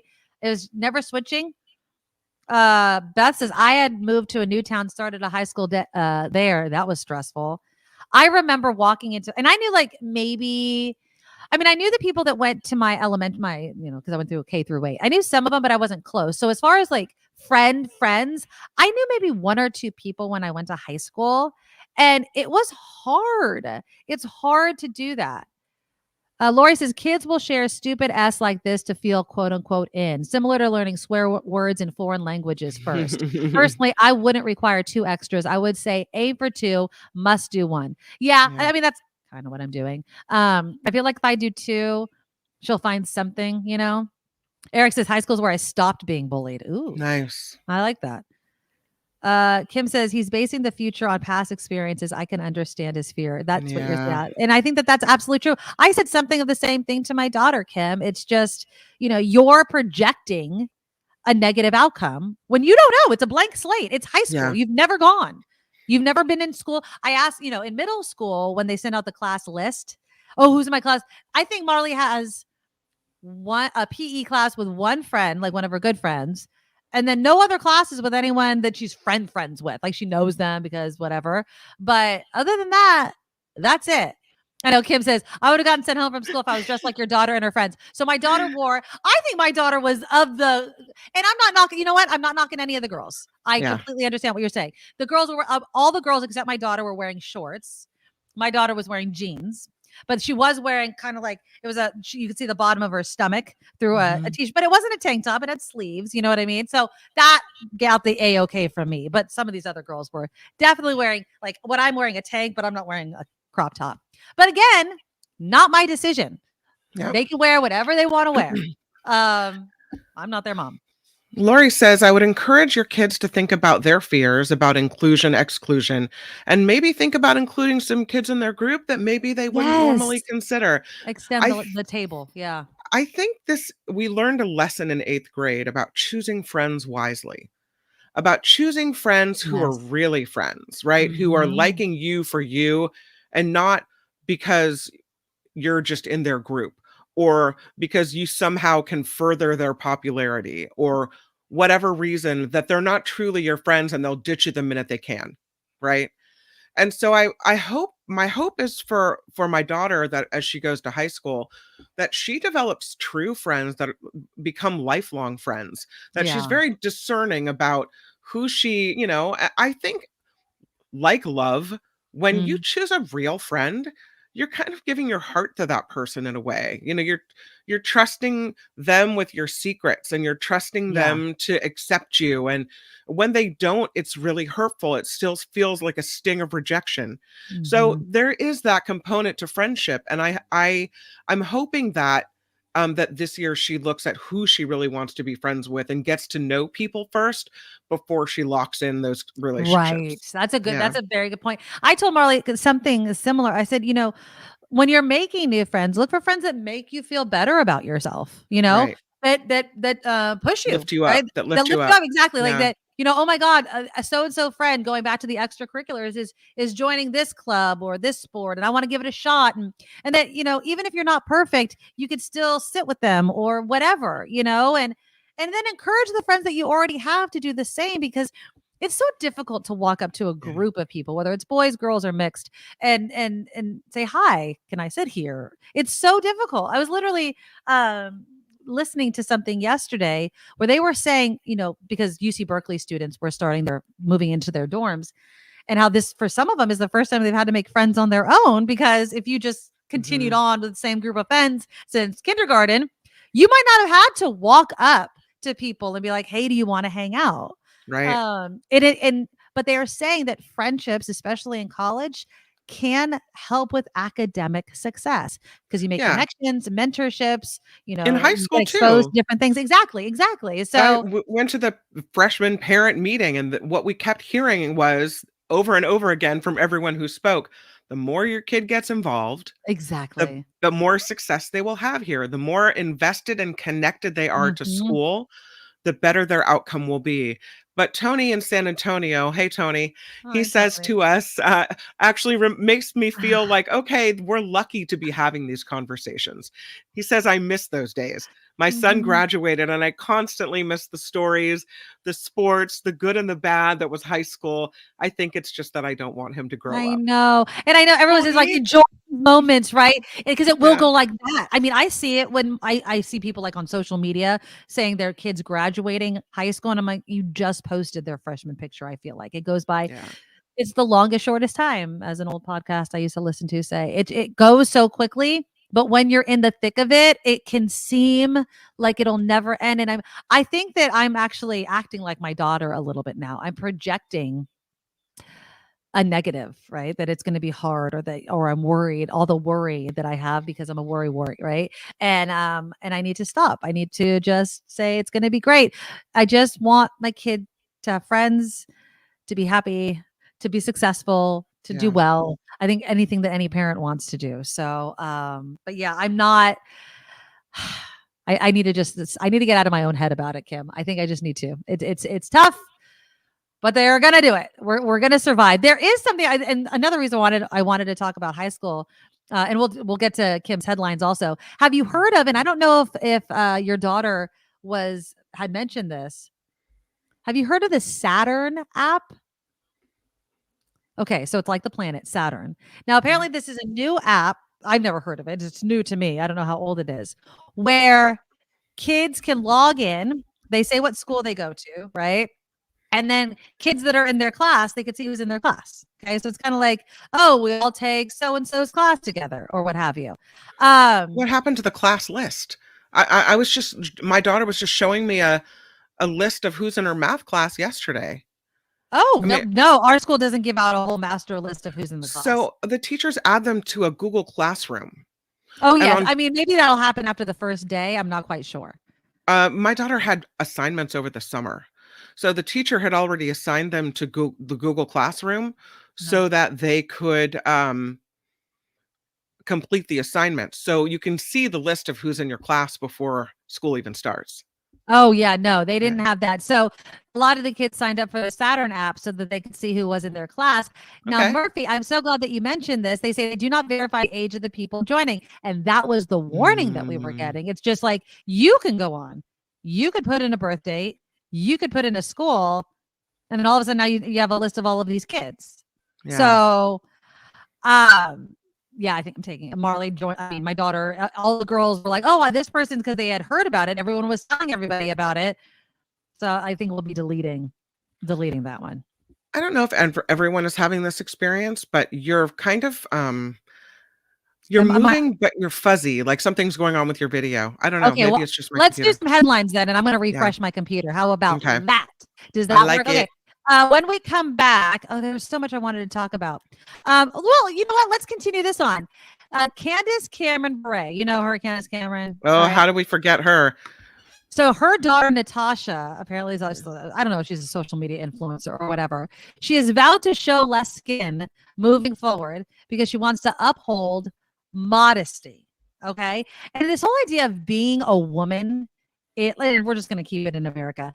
In America, what women want, what men want, what's appropriate, those sorts of things. And I have to play the video that you sent me, Kim, of Greg Gutfeld. I swear to God, this guy's a Fox commentator. What if women just disappeared? How great would the world be? I have a bit of a different take. So we'll talk about that. Click the thumbs up button and I'll refresh my video. Here's Kim with some news. Now, from around the world to up your street, the Nikki Medoro Show presents News Czar Kim McAllister. Oh, let us begin with this story out of Maui, where the death toll from the wildfires stands at 106. The wildfire, the wind-driven flames that tore through Lahaina, now the deadliest wildfire in modern U.S. history. Officials think the death toll will continue to rise as well. Estimates are the economic cost to Maui could approach $7 billion. Like everything, it probably will rise past that. Former President Trump is planning to release the big exonerating document showing fraud occurred during the 2020 election in Georgia. Remember what we talked about yesterday? If he blames someone else, it means he did it. So if he says fraud happened in the 2020 election in Georgia, wonder who's responsible for that? I'm just saying. He will do so during a news conference next week in Bedminster, New Jersey. He claimed the report will exonerate him from his recent indictment in the state of Georgia for allegedly trying to overturn the 2020 election. There are major cities across the central United States in for the hottest weather of the summer. Forecasters say cities like Chicago, Minneapolis, Des Moines, Iowa, they will be broiling under a massive heat dome. Afternoon highs in the upper 90s to 100 could be the rule for the rest of August. Upper 90s to 100, we could take that, right, California? Come on. Well, never mind pumpkin spice season. And this is a way we can think of cooling down, right? Sometimes it's in the mind.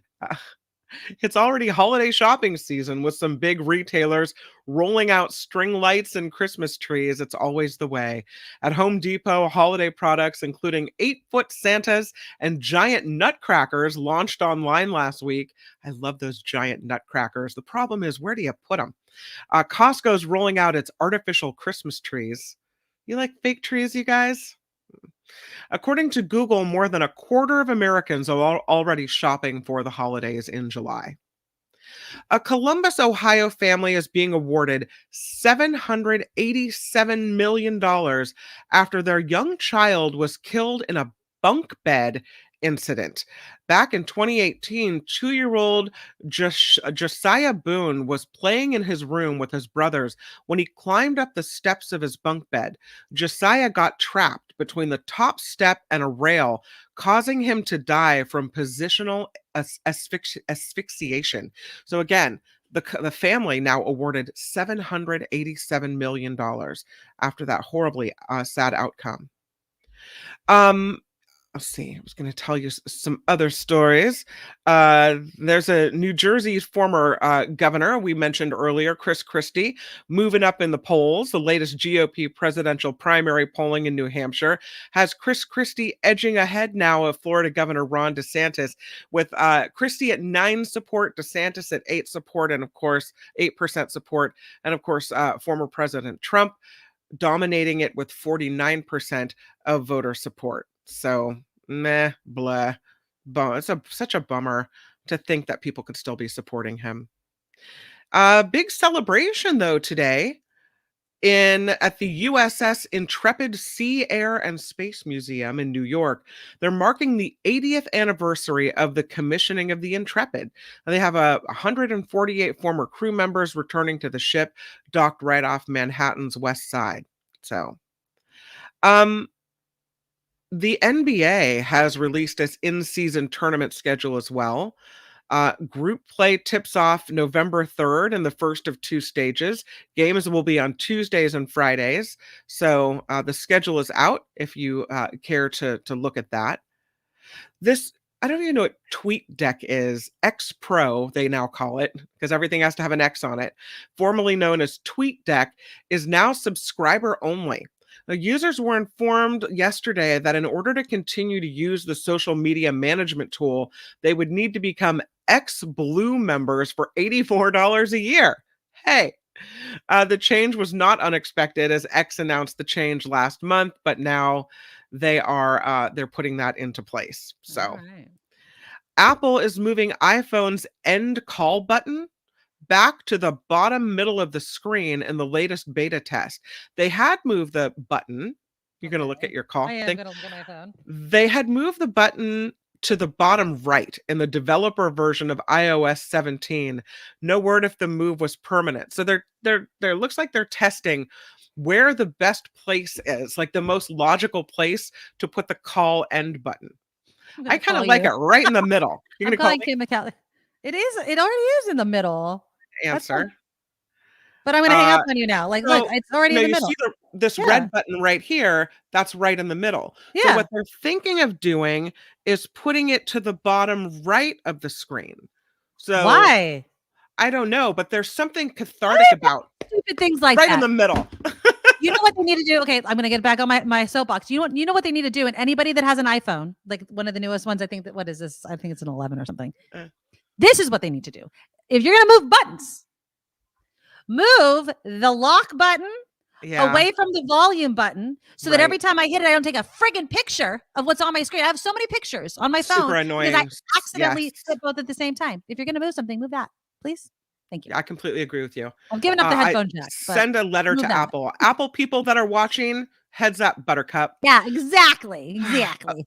OpenAI is claiming ChatGPT can now be used for content moderation, saving human teams time and money. San Francisco-based company saying GPT-4 can make moderation judgments based on the policy guidelines it's given. The generative language model is OpenAI's flagship project.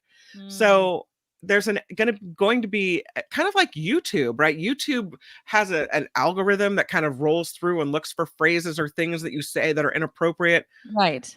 Regardless of the context in which they're said. So OpenAI being used to moderate content, I would worry they wouldn't pick up the flavor of what's being said or the intent behind it. Am I being sarcastic? Is it an obvious joke people would get? Or, am I just discussing something but not agreeing with that thing? I don't know if OpenAI is going to get the nuance or the, not yet at least behind that. But what it is, it's going to learn, but it's going to take a while. You know what I mean? Like every time we interact with ChatGPT or whatever, it's learning from us. So if you don't like it, don't use it because you're teaching it. So this is happening in my neighborhood where my daughter is a big fan of Starbucks. Yes. And I will say, by the way, speaking of liquid and days, it is National Rum Day. So Oh, well, thank you for the excuse. Okay, go ahead. You're welcome. Happy to be here. Proud to serve. North Bay coffee drinkers may soon see something new at the local cafe. Starbucks is testing 100% reusable cups at a handful of stores in Sonoma County. The pilot program launched globally 2 years ago with a goal of reducing at least half of the waste circulating through the roaster store, so customers can also bring their own personal cups or even borrow one and return it to the store's smart return bin. People who decide to bring their own clean cup will get 10 cents off and 25 bonus stars. Okay. So here's what happened the other day. My husband took the kids to Starbucks on the way to somewhere, and they come home with these cups. They don't look unlike a normal plastic cup that you would just discard. But my husband says, "Hey, don't throw this out. Right. This is the one we're using now. We got to take it back to Starbucks." Right. And I'm looking at it thinking, so I already have, I'm collecting glass milk bottles in a bag to take back to the store. I'm not complaining. You know me, I'm down with getting single-use plastics out. But now I've got to save Starbucks cups, a little stack to go back to the Starbucks store. Well, how many do you have? So far only 2, but I'm just saying, there's a lot of crap going on my kitchen counter. I've got to figure out a different system. And you get a discount? How much do you get off? You get 10 cents off if you bring your own clean cup and 25 bonus stars. The bonus stars are like part of their reward system. Yeah. And then you earn enough stars, you get free drinks and stuff like that. That's right. Yeah. Yeah, I don't know if it's really worth it. I was bring my own, but it was a metal. It wasn't a Starbucks cup, like my own little metal coffee cup or whatever. Yeah. When I was regularly drinking Starbucks, it just gets you friggin' in there. Starbucks has got, like anything we were talking about, people that bitch about the economy, by the way, and still buy coffee at Starbucks. I don't know about your thinking, because it is so expensive and you're willingly paying that much money for something. And I know it sounds stupid. Yeah. you can make it at home. I mean, you can, for the amount of money True. people spend on their regular drinks, go buy the freaking machine. Although you go through hella milk. I lived with somebody, my first roommate, who I went to high school and college with. She got one. I think I bought it for her for her birthday. A coffee machine, that makes espresso. Oh my God. The amount of milk we went through to make the coffee, so expensive. I think that was one of the most expensive things that we had. But yeah. Lastly, speaking of plastics and debris, maybe this was an ill-conceived notion. Okay. The Nevada Humane Society is planning now to rethink their duck race portion of their annual fundraiser. During this year's event held last weekend, the barrier broke. I guess they have this barrier up. And thousands of plastic rubber ducks ended up in the Truckee River. And I'm talking, no. I don't know if you can find a picture, but I'm talking thousands of rubber ducks in the Truckee River. About 20,000 ducks were in the water. It's unclear how many made it past the catch fence. Firefighters, Humane Society employees, volunteers spent Sunday and Monday picking wayward rubber ducks up off the 5-mile stretch of shoreline. The ducks were spotted as far east as Cottonwood Park in Sparks. So, all that yellow on your screen, the rubber duckies. Oh my goodness, that's a lot of rubber ducks. Yeah, so I guess they had this barrier Oh, up, as they do. Yeah. And so the barrier is supposed to, that's where all the ducks collect, then they're scooped out of the water, and it's the duck race. Well, it's all well and good until the barrier breaks and the ducks go flying through the Truckee River to other locations. Oh my God. Nobody thought that through. I kind of think that's a dumb idea. Like, yeah, don't do that. Don't do that. I think we've seen the very last duck race at the Truckee River. Exactly. I think somebody that was thinking about that, like, let's not duck this up again, shall we? No, I don't think so. That's good. I like it. This show is crowdfunded. If you want to reward Nikki for that very lovely pun, I love it. You can find us at thenikkimedoroshow.com. The Patreon link is there. The PayPal link is there. Find the link to the Medoro merch there. The podcast link. It's all there. I'm Kim McAllister. This is the Nikki Medoro Show with Nikki Medoro. Woo! Yeah, look at that. So the funniest thing. So I hope I'm clear enough. You know what I think it is? I think because you guys know I talk about Bark. I have Bark on my kids' phones and it kind of scrolls through all their things. Right. I was having an issue with it where I was only getting certain alerts since I thought something was wrong. And then I had it up and running. I usually quit it when I do the show because it kind of draws. So I'm hoping that I fixed it. But if I'm freeze framed, you're probably just going to have to deal with it because we don't have that much longer of the show. But anyways, as I was rebooting my computer, Kim, I have like 13 text messages on my phone. From whom? And it's my mom's group. And guess what they're talking about? The dress code. Oh, Lord. We had the picture that we took today. You have bellies showing and cleavage and shorts. I would show you guys the pictures, but because this is a show and it's whatever, I'm not going to show the picture. But yes, those that know me have seen the picture. And I will say this again, to reiterate, all the girls except my daughter were wearing shorts. Right. And I will say this, shorts that are popular right now, shorts that are sold in the stores that girls buy clothes in. Okay.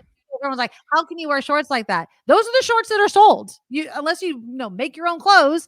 Mm-hmm. These are the shorts. So they're very cute shorts. They're very in style. And I'm just going to look at the picture. Hold on real quickly. And I will say some of them look really tight, but their fabric is stretchy. So it looks like they're cramming their bodies into clothes that are too small, right? And too short. I'm looking at them. Like some of them have like the frayed ends. They're very cute. Okay. So I would say, one jean short, one like black shorts, and then the others are white shorts. A couple of them have the frayed bottoms. My daughter is wearing jeans. And then I think everyone's wearing either a short sleeve or tank top. One tank top. Mm-hmm. I saw a lot of crop tops. They're all only there's 1, 2, 3. There's 6 girls in this picture. Only 2 are not showing their belly. Okay. Yeah, and I'm going to be completely honest. I do not have a problem with my daughter showing the bottom of her stomach. I told her you cannot wear something that's like a sports bra. Like it cannot be under your breasts. But if you're going to show the bottom of and I'm a 40-something-year-old woman. I wear shirts that show the bottom of my stomach. I just I do. I don't have a problem with it. Okay. So that to me is fine. I have to tell you, I'm kind of jealous about that. I love that you're confident enough to do that because if I had a bottom of my stomach portion of my person that I thought looked really good, I'd be showing it off too. That's what I'm saying. I have no problem. I don't, so I'm covering it up. But good on you, sister. I mean, I wear, and again, and so if you don't. I grow up and I was raised in a household that put me in a uniform. And when I did not have to wear that uniform, I literally, and I'm not exaggerating, could wear whatever I wanted. And my mom looked at me and she's like, kind of what Kim said, got it, flaunt it. Now, sometimes I was wearing, and now that I'm older, very inappropriate clothing to like dances and stuff, like very short shorts, very cropped tops, those sorts of things. My brother hated it because obviously his friends would be looking at me. And so I instill kind of the same thing. I'm like, and my daughter fully wore jeans. Now she wants to wear shorts. She has cheerleading shorts. My daughter is extremely tiny. I cannot find her shorts that are not like workout shorts or, those sorts of things. They just don't make them small enough. They're hanging off my kid. Like her waist is probably the size of my laptop. I mean, it's just too tiny. And so I can't seem to buy the shorts that her friends are wearing because they don't make them that small. But yeah, I think that they look cute. I think they look totally normal for high school. If they were wearing sports bras and cheerleading shorts to school, I would say something. I'd be like, look, you can wear that outside of school. You can wear that to school, but I don't want you to. So I say no. I mean, I'm my own kind of dictator about that sort of thing. But I can only wear those sort of clothes to dances and stuff like that. Now she wants to wear it to hang out with her friends. Wear it to hang out with your friends. Because now I feel like there has to be some freedom in that. There's certain standards I have. And I don't think you're going to think this is unreasonable. Okay. Your boobs have to be covered up. Right? How much are your boobs? I mean, if you have big boobs, I don't. But if you have big boobs, it's unfair to say you can't show cleavage because then you'd have to like wear. I don't want to see I don't want to see your nipples. When I mean most of absolutely. Your boobs. I think we can agree on that. No nips. The majority of your breasts need to be covered. I don't want to see your girly bits. I don't want to see your butt cheeks hanging out. Right. And I don't want to see that your pants are so tight that you have the outline of your vagina. I don't want to see this. No camel toe. Got it. Okay. No camel toe. And so if everything's covered up, rock on. Rock on, girl. Yeah. And again, because you cannot control the reaction of other people, you're not responsible for the reaction of other people. You are responsible for yourself. Now, if you walk down the street and somebody's catcalling you, or if you get certain comments from people, that is the consequence of living in a world in which people can say what they want and you can wear what you want. Right. So yes, you have the freedom to decide what to wear, but you also have to deal with the consequences of that. And do you explain it though? Like, because I'll say, now listen, if you go out looking like in this outfit, you might get some extra attention. Yeah. And you might not want that attention. Well, here's why you're getting the attention. So you can then decide whether you want to wear the outfit anyway. Or whether you want to maybe change it up a little bit, given the information I've just shared with you. Right. Or maybe you need to experience it yourself. So then you realize how you want to present yourself. It's up to you. Yep, exactly. You have control over that. On that note, just about women existing as a woman in this world, right? We were talking about the Barbie movie, which if you haven't seen it, again, not made for little kids, but it really had, in my opinion, a great message. Let me share this text because it's so right on the money. Katie says, remember when we were going to high school when we were younger, right? We weren't used to our new developing bodies. And that's true. Like they're just getting used to where everything is. You might like the curves. You're like, I'm looking like a woman. Like, I want to. My body has changed and this looks good on me. What we consider to be good taste hadn't developed yet either. That is 100% right. Because I'm looking at some things going, I don't think so. And they're like, oh, this is awesome. Yeah, exactly. I mean, and again, we have to also understand the times. Like I was mentioning about the shorts. If you don't have a teenage girl in your life, go ahead and try to find shorts that you would deem appropriate, right? They don't sell them unless you want them baggy, then they're showing off something else. Jim says, Kim, the American prude. What? Many foreign females walk around with see-through clothes and no bra are so amused by the hateful looks from the American mothers. Oh. Again, yeah, it's I'll take the label. It's okay. It's okay. I mean, Okay. and you know what? It is okay. Yeah. Because you get to decide what you tell your children, what you wear. That's it. And you know what? Like I was saying, those foreign females that are wearing see-through tops, that's a decision they made, knowing they're going to a place that has different cultures, and they might get a response, and then they can respond. And it's amazing what it's like to live in a free society, Ron's cracking me up. I thought the great contemporary philosopher Christopher Rock said it best. I'm not saying you're a hooker, but you are wearing the uniform. I'm going to totally keep that line. I don't think I can ever call my daughter a hooker because I don't think she would ever dress like that. But that is a good line. That's hilarious. That is a good line. And I also think the novelty of school also wears off. Like, you want to look all fresh and whatever. I'm not the type of person, and my daughter, at least at this point, isn't. You can only keep that up so often, and then you're just exhausted. You're like, I'm just wearing jeans and a hoodie, like somebody was mentioning in the comments. I'm just wearing a t-shirt. I'm not getting decked out. I'm going to school. I'm doing whatever. And that's kind of how I view clothes. Like, I wear what's comfortable when I'm in the mood to wear. Okay, I have to play the clip because it got my blood boiling. And we're going to continue this conversation because I had a bunch of topics under this. Can you be a feminist and be a traditional wife? Like, yes. Can you? Right. So it's a new thing, not new thing, but it's a thing on social media that young women are hashtag trad wives, traditional wives, where they, the husband makes the bacon, they come home, they have the cocktail ready, that kind of 1950s type of attitude. And a lot of people are like, oh my God, it goes against everything that we've worked so hard for. No, it hasn't. So we'll talk about that, I think, tomorrow. But I want to play this for you. Kim sends this to me because she likes to get my blood boiling right before I go to bed at night. And so I'm listening to this asshat and I'm like, what? And what did I say? I sent it to you because I said, it's not a Mark and Kim topic or a Kim and John topic. No. It's a Nikki and Kim topic for sure. Oh my God. Yeah. Okay. So here is, if you don't know, good. Fox's Greg Gutfeld talking about what if women just didn't exist? Wouldn't the world just be so great? Well, you would have all the women took a ladies' week off and they went to Venus. 4 billion women just went to Venus for a ladies' week, right? Okay. All right. And they came back after a week. How many of these problems would still exist? All of them, and they'd be worse. You want to know? And I really don't mind. This is the first thing, and this is going to be really hateful. And I love the men in my life. But you know what? You want to know what would continue? You want to know what would continue in a world without women and just men? Crime and rape. Mm-hmm. That's what would continue.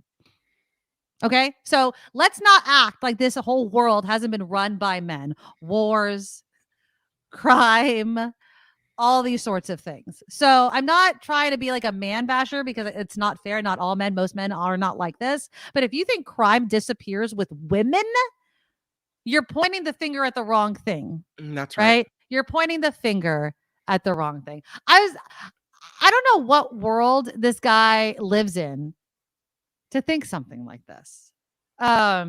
He said, so he was pointing to this smash and grab that happened over the weekend at a Los Angeles Nordstrom. Gutfeld went on a rant portraying women as soft on crime and effectively blaming the entire gender for policies that would prevent such crimes from being committed.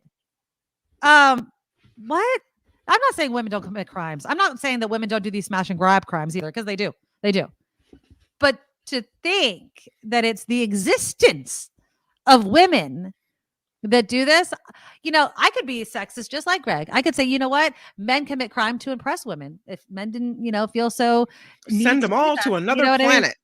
Another planet. God, it sounds like what would happen to the species? I mean, I guess we'd have no more kids then in the world. Yeah, we would have nothing. What a ill-conceived, sexist, lame thing to say. That guy's a bonehead. He said at one point, he's like, I know that this is because he was saying it might not sit well with Janine Pirro, the co-host of The Five, who's also an asshat and a woman. It's like, I know this is offensive to the judge because she thinks like a dude. He's like, what I'm saying is we've gotten so soft, and it's because we have decided that discipline and punishment is wrong. As if women don't believe in discipline and punishment. As if we don't believe in those things. I mean, I don't know who offers the consequences at your house, but in many cases, it's me. It's crazy. Both of us really, but like I'm not a big softie all the time. I I am realize that you have to have consequences for kids to learn things. in this house. I'm the tough ass, right? I'm the one Yeah. that's constantly like, you Mhm. got to do this, you got to do that, you got to do this. Now I do bring my husband in if I need a different tactic. Like, Right. hey, you go say it because they're gonna lose their crap if I say it. Because I know Yeah. me. I know my temperament. I know my attitude. Yeah. I know my tone of voice. I know when I'm aggravated, I can't rein it in very easily. My husband is very even tempered. So when we need a very even tempered person, we send in the even tempered person. When you need someone to wreck shop, that's me.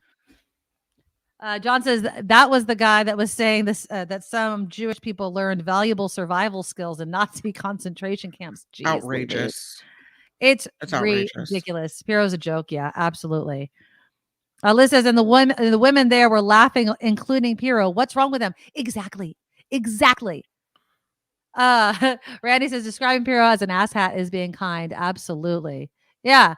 And Cheryl's just like me. Who the heck does the discipline and punishment? Me. Yeah. Yes. Yeah. It's not. Yeah, Clark. I love Clark Reed. I wouldn't want to be Nikki's kid and piss her off just saying, yeah, it's not good. And in all honesty, I wish that I could be more even tempered and sometimes I am, but usually it's I'm even tempered. And now I'm done being even. Now you're going to get crazy. Which is, I think that's also the hard part of being a parent is you're listening to until you're not listened to anymore. What if we could just send all women away? Did he really say that? What an asinine comment. I mean, I know that there's the whole he does it for exactly what we're doing right now. Like no one would have heard of the show, nobody would have heard of the segment. I understand that we're feeding into the whole insane machine that is media, right? On the other hand, he is saying it to a viewership that will take that and then look around like, yeah, you should disappear. You know what I mean? It's the mentality that is shared and then spreads. And that's why tomorrow I do want to touch on this idea of a traditional wife. I think, and I'm just going to tease it. This is called a tease, people. I think you could be a feminist and be a traditional wife if you want to be a traditional wife. The minute you start voting and creating laws that want to make me a traditional wife in that kind of, I don't want to work, I want my husband to do everything, to be dependent on whatever that definition is, then I have a problem with you. Then I don't think that you're a feminist. Then I don't think that you're a supporter of women. If you would like to be that type of wife, yes, knock yourself out. Go do it. The world is full of opportunities for everyone. Exactly. If we want to be a working wife, if we want to, try to keep the career we love going, if we, would rather do nothing at all and our families are capable of supporting a one income household, whatever, you do you. The fact that we have choices and opportunities is what makes things different. When there was once upon a time that women didn't have a choice. Exactly. You needed their husband to get a bank account or whatever. You were expected to get married. Yeah, you didn't get to have a credit card in your name. You didn't get to own anything, and you were expected to stay home, have kids, and take care of them. And that was your life. Yeah. Eric would never want to be married to that type of wife. Lori, like I said, feminism is about choices. Yep. Exactly. You want to do it? Absolutely. And then Heather with the best comment. There was an article a few years back that compiled women's replies to the question, what would you do if there were no men on earth for 24 hours? These clowns should read it. Yeah. The answer of what this world would look like. And again, I don't mean this as a bash on men, but when we're talking about what creates, certain issues for women, a lot of them have to do with men, safety, the past, inequalities, those sorts of things. Not saying men support it, but it's happened. Maybe this is a pie in the sky thought, but what if there were no men? And let's pick a war zone, Russia, Ukraine, right? Yeah. What if the mothers of Russia sat down at a table with the mothers in Ukraine and they said, do we want our kids to die in this war? Can we figure No, something we out do here? We not. can talk this out, right? We can talk hash this it out because Yes. what are we going to put first? The lives of our children. Absolutely. Do you not think the world would be different? Think of any war zone. Think of any mother sitting down with another Exactly. mother and saying, let's hammer something out here. I'm I not don't sending want my kids son dying." or my daughter No. into war unnecessarily. Right. We're going to work this out. Is it really that important? Can we not Right. find some sort of compromise? I wonder. I daydream about what the world would look like if at the beginning it was run by women. And women being the same way, temperament and everything, back then versus how it's been historically now. Again, the men that listen, this is not a bash on you. This is just kind of a broad kind of brush on how society is run, how women are treated, how men are treated, and the pros and cons of both. So we'll talk about that. We will talk about Candace Cameron Bure's daughter saying, I'm going to be modest. Now, this whole traditional type of aspect. And again, I'm not criticizing her. But if you start judging others because they don't live like you do, then I have a problem with it. Tomorrow, we'll also be speaking with somebody from Australia. Remember when we were talking about digital nomads, and it's becoming more common now as people can remote work and do those sorts of things. She is a digital nomad. And so she's going to come on and it has to move to part-time because of some of the situations that life brings you. So we're going to kind of pick her brain a little bit on why she made the move and, how it actually works. So that conversation is going to come up around 9:30 tomorrow morning because it's like not 12:45 in the morning her time. So she's being really kind to come on with us. All right, click the thumbs up button to show support of the show. And of course, Harry, thank you so very much for the $5 super sticker. If you're watching in replay and want to throw some dollars our way that way, you can do it. Just look for the $sign. Our Patreon is up and running. Please become a Medorable and a monthly Patreon subscriber. It's one time a month payment of whatever you can afford. Go to thenikkimedoroshow.com. Links to PayPal, the merchandise shop, our podcast. Share it with your friends and family because we want more members of our adorable community. Thanks again, Kim, for covering for me for the past couple of days. I will be back tomorrow. Go to Mark Thompson. Stay for After Party Live. I love you all. Bye-bye. Nikki, you're all so awesome. Miss Brown, like a beautiful blossom. You're all so the best. I really can't rest. You're all so awesome. Wow.